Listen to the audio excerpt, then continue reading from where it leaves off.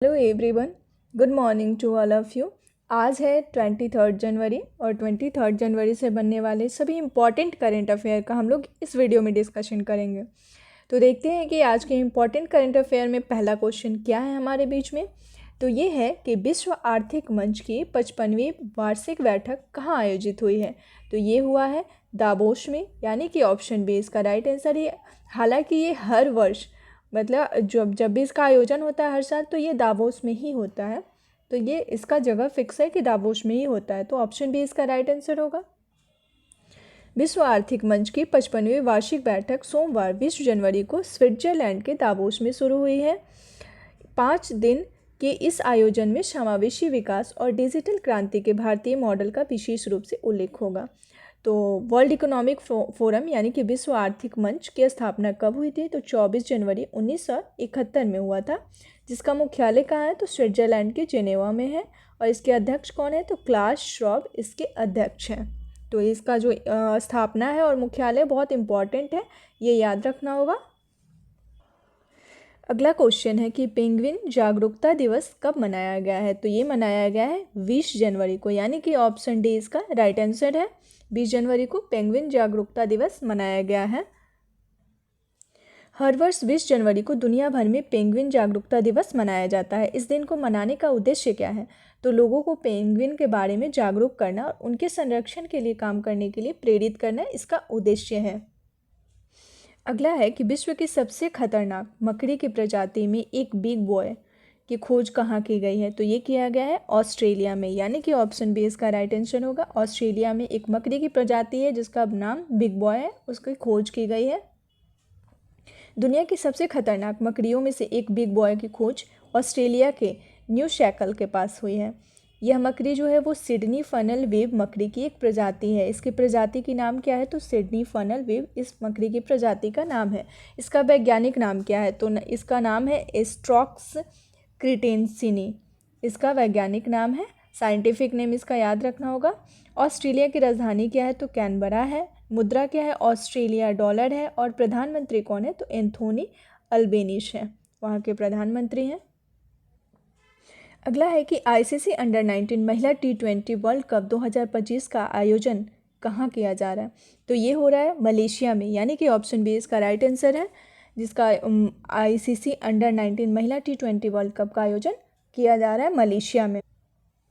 Under 19 महिला T20 विश्व cup 2025 का दूसरा संस्करण 18 जनवरी से 2 फरवरी 2025 तक मलेशिया में अंतर्राष्ट्रीय क्रिकेट परिषद यानी कि आईसीसी द्वारा आयोजित किया जाएगा। अंडर 19 महिला T20 विश्व कप 2025 में भारत के कप्तान कौन है? तो निक्की प्रसाद है। ये याद रखना होगा कि अंडर 19 महिला T20 विश्व कप में 2025 में भारत की कप्तान कौन रही है? तो ये बनेंगी निक्की प्रसाद। भारतीय टीम ने शेफाली वर्मा की कप्तानी में दक्षिण अफ्रीका में आयोजित फाइनल में इंग्लैंड को हराकर आईसीसी अंडर 19 महिला T20 2023 में जीता था। तो 2023 वाला जो T20 हुआ था ये भारत जीता था, और अब 25 में होने जा रहा है जो कि मलेशियन में होगा। तो उसके कप्तान रहेंगे निक्की प्रसाद और 23 वाले में कप्तान शेफाली वर्मा थे। अगला है कि एआई से निर्मित भारत की पहली हिंदी गायिका और मॉडल कौन बनी है? तो ये बनी है माया, यानी कि ऑप्शन बी इसका राइट आंसर है। एआई से बनी भारत की पहली हिंदी सिंगर और मॉडल ने कौन है, यह ट्रैक के साथ डेब्यू कर लिया है। यह ट्रैक जो है वो एआई तकनीक और कलात्मकता का अनोखा मेल है। किसी के साथ मनोरंजन जगत में एंट्री हो गई है। भारत की पहली हिंदी सिंगर और मॉडल माया बन गई है। इसको इंग्लिश में मैया बोलेंगे, इसका प्रोनाउंसिएशन इंग्लिश में मैया होगा, ऐसे हिंदी में माया होगा। अगला है कि मिजोरम के राज्यपाल कौन बने हैं? तो मिजोरम के राज्यपाल अभी अभी वीके सिंह बने हैं, यानी कि ऑप्शन सी इसका राइट आंसर है। पूर्वोत्तर राज्य मिजोरम जो है उसके ये राज्यपाल बन गए हैं। तो देखते हैं कि 153 के में क्या है अनुच्छेद में? तो इसमें है राज्यपाल पद का उल्लेख है, इसमें पद का उल्लेख है। लेकिन 155 में क्या है कि 155 के अनुच्छेद के तहत राष्ट्रपति राज्यपाल की नियुक्ति करता है। और ये राज्यपाल का जो पद है वो कहाँ से लिया गया है? तो ये कनाडा से लिया गया है। राज्यपाल का पद हमारे संविधान में कनाडा से लिया गया है। और जो 7th अमेंडमेंट है, यानी कि 7वां संशोधन जो है जो 1956 में हुआ था। तो इसी में कहा गया कि एक राज्यपाल जो है वो एक राज्य से दूसरे, मतलब कि एक या एक से अधिक राज्य, यानी कि एक राज्यपाल का भी दूसरे राज्यपाल का भी, सॉरी, राज्य का भी राज्यपाल बन सकते हैं। मतलब कि एक से अधिक राज्य के राज्यपाल बन सकते हैं। ये किस में डिफाइन हुआ? तो 7वां अनुसूची में इसे कहा गया कि बन सकते हैं, और तब से ऐसा होता आया है। अंतरिक्ष डॉकिंग के मामले में भारत का कौन सा स्थान है? तो ये है भारत का चौथा स्थान है। ऑप्शन सी इसका राइट आंसर है कि अंतरिक्ष डॉकिंग में भारत का चौथा स्थान मिला है।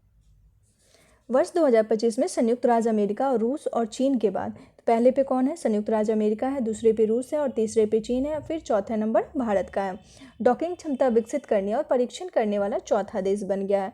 भारत में स्पेंडेक्स मिशन के तहत चेंजर और टारगेट दो ये नाम जो है ये उपग्रह का नाम है जो कि डॉक करके यह उपलब्धि किया गया। तो अच्छा, इसमें जो ये डॉकिंग नाम है, डॉकिंग क्या है? तो ये होता है कि अंतरिक्ष में दो, सिंपली इसको समझे तो अंतरिक्ष में दो उपग्रहों को जोड़ देना, उसी को डॉकिंग कहते हैं। तो चेंजर और टारगेट नाम से जो दो उपग्रह है इसको जोड़ करके यानी कि डॉक करके उपलब्धि हासिल की गई है।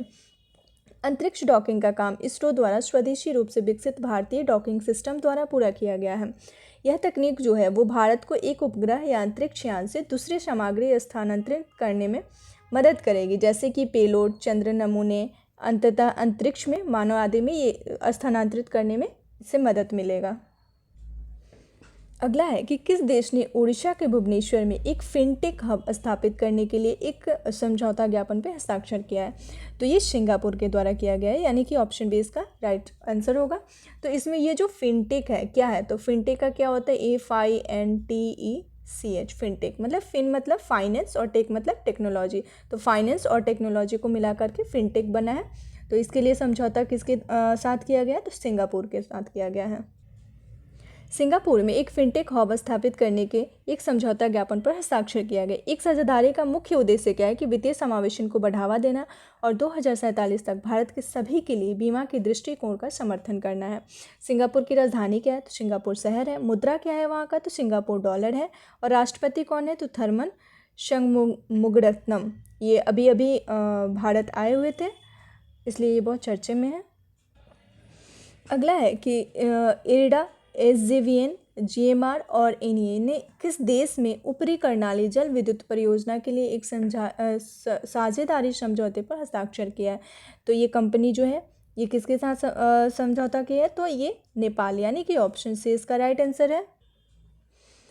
नेपाल ने ऊपरी कर्नाली जल विद्युत परियोजना के लिए एक साझेदारी समझौते पर हस्ताक्षर किया है। इस ऊपरी कर्नाली जल विद्युत परियोजना की अवधि इसकी वाणिज्यिक परिचालन तिथि से 25 वर्ष तक की होगी। तो ये समझौता जो है वो कितने साल के लिए होगी? तो 25 साल के लिए ये समझौता होगी। प्रीवियस क्वेश्चन क्या था कि किस देश में रैबिट फीवर के मामले तेजी से बढ़ रहे हैं? तो ये अमेरिका, यानी कि ऑप्शन सी इसका राइट आंसर है। अमेरिका में रैबिट फीवर के मामले बहुत तेज़ी से बढ़ रहे हैं, इसलिए पिछले दिनों ये बहुत चर्चे में रहा था। तो ऑप्शन सी यानी कि अमेरिका याद रखना होगा। क्वेश्चन ऑफ द डे, यानी कि आज का क्वेश्चन है कि PM मोदी ने किस राज्य में सोनमर्ग सुरंग का उद्घाटन किया है? तो इस क्वेश्चन का जवाब आप लोग को हमें कमेंट बॉक्स में देना है। आप कोशिश कीजिएगा कि इसका जवाब आप लोग कमेंट बॉक्स में दें हमें।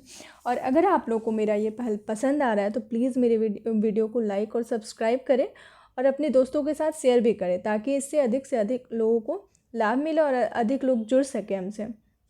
तो मिलते हैं फिर नेक्स्ट वीडियो में नेक्स्ट न्यूज़ के साथ। Thanks for watching.